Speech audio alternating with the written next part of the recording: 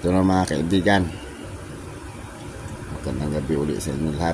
Shout out sa inyo lahat, mga subscriber ko, sa mga silent viewer ko na hindi pa nagsusubscribe, subscribe naman.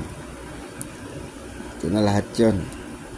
Kulang ako ng 1996 no mint mark, tsaka 1998 with mint mark.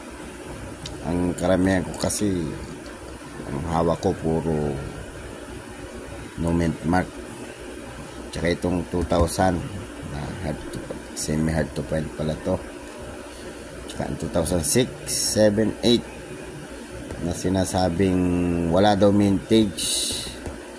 Ang 2006, 7, 8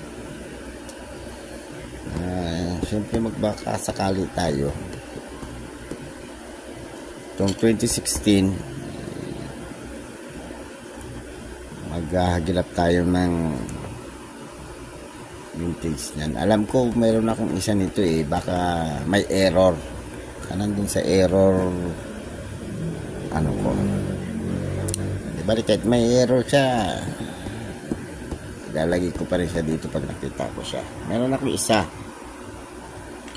hinahanap ko kanina dun sa mga walang error, hindi ko nakita. Hindi ko pa binabalikan ang may error ko na mga coins.